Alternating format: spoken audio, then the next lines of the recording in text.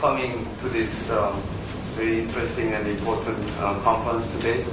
And I see some family members of presenters today. And first of all, I'd like to really congratulate all the presenters here today. You made this finalist. That itself is a great achievement, I think. And I didn't know still there's a competition going on, but no matter what, doesn't matter.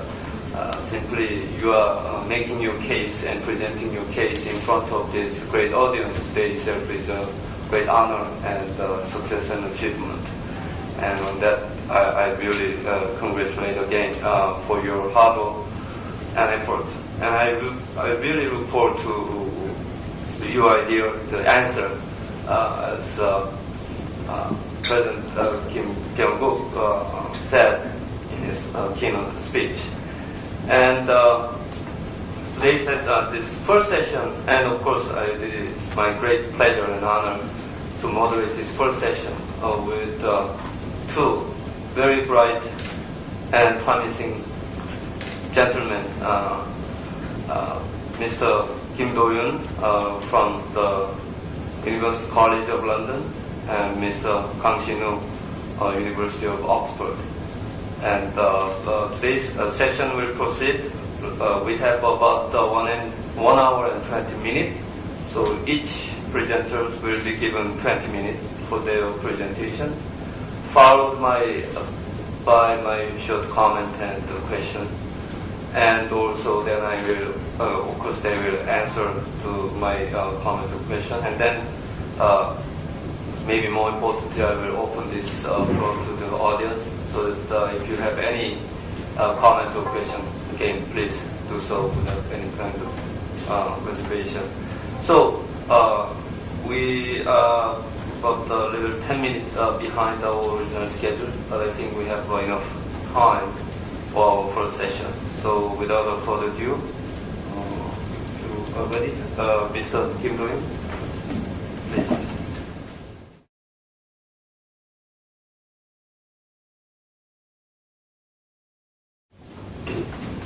Ladies and gentlemen, good morning.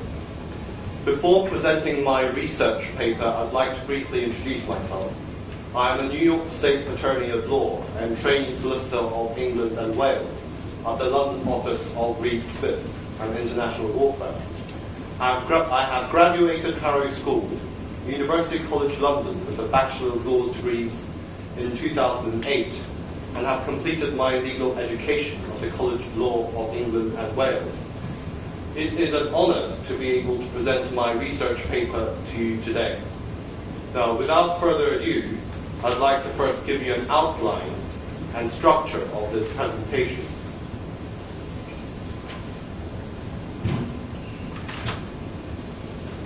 This research paper seeks to elucidate the essential conditions which are necessary for community building.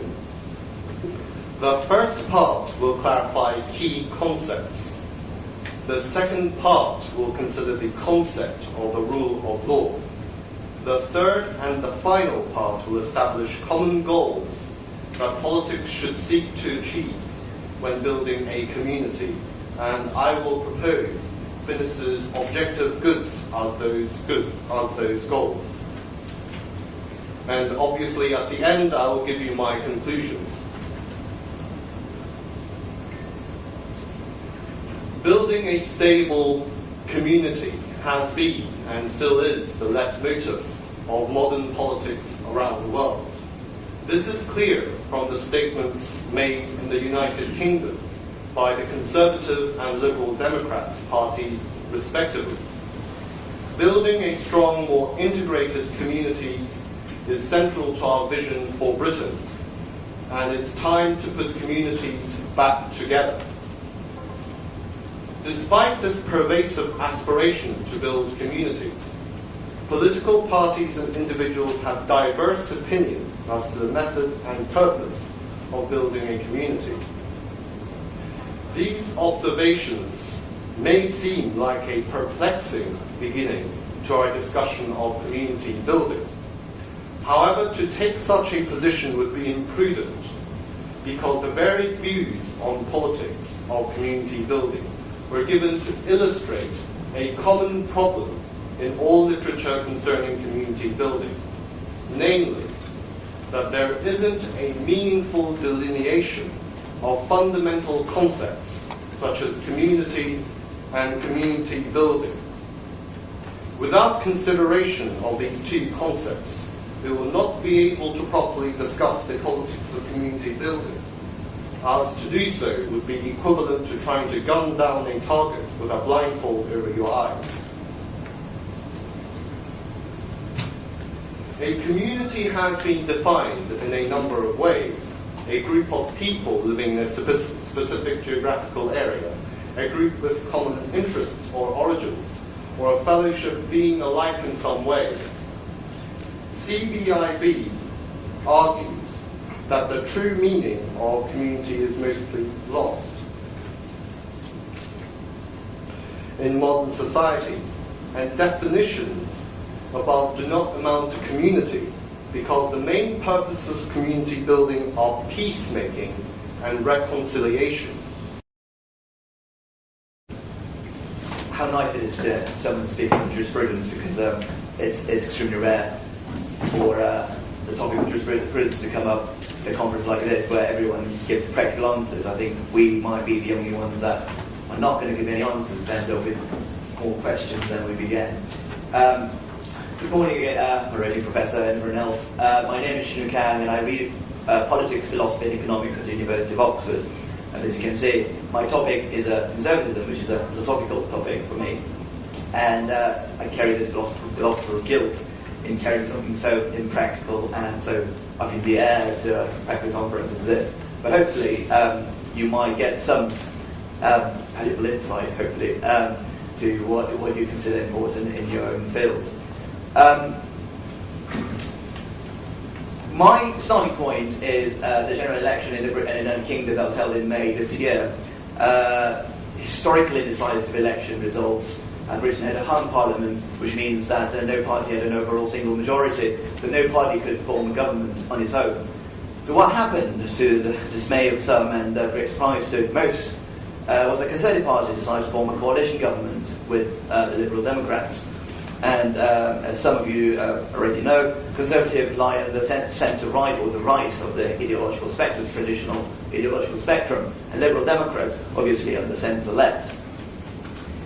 That poses a question as to what conservatism is in this 21st century if the Conservative Party is the mother of all Conservative parties around the world, the British Conservative Party can shamelessly form a coalition government with the Liberal Democrats, their traditional rival.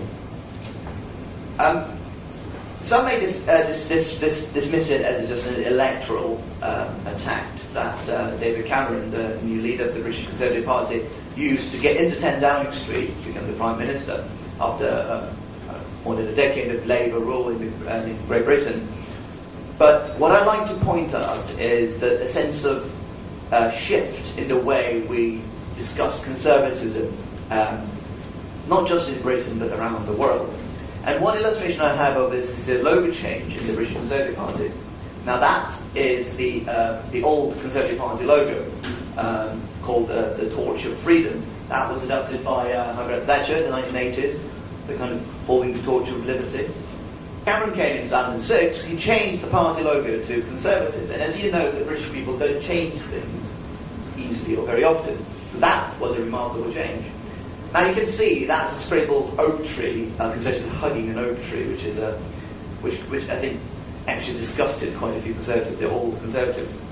But there is this sense in which we are genuinely speaking of a new conservatism, or David Cameron is. And as you might have guessed from my accent, I have studied my politics in Britain, and what I want to do is draw some insights from the way conservatism is discussed in Britain, but draw a general insight to an ideology of conservatism in general, and see how that might relate to other countries like our own, because unfortunately conservatism has this hideous undertone and connotations when it comes to especially young democracies like South Korea. Because the history of democracy is so short, conservatives often find it difficult to find what they're being conservative about. Democracy, liberty, all these values are less than half a century old in our country. And that's when you get those confrontational, military, hawkish, crush the North Korea rhetoric, which young generations like ourselves and some of the older generations in the floor find somewhat deplorable. So, what is conservatism? That question essentially will lead to an answer that conservatism should be interpreted as an ideology of fraternity. I'm going to go into more detail as to what I take fraternity to be, but essentially I want to redefine conservatism as an ideology of fraternity, and thereby making it flexible enough to adapt to the changes and demands of the time. And secondly, the second part of my presentation, I will see how this ideology of fraternity could apply to the more practical projects or the challenges that we face today in 21st century South Korea and countries around the world.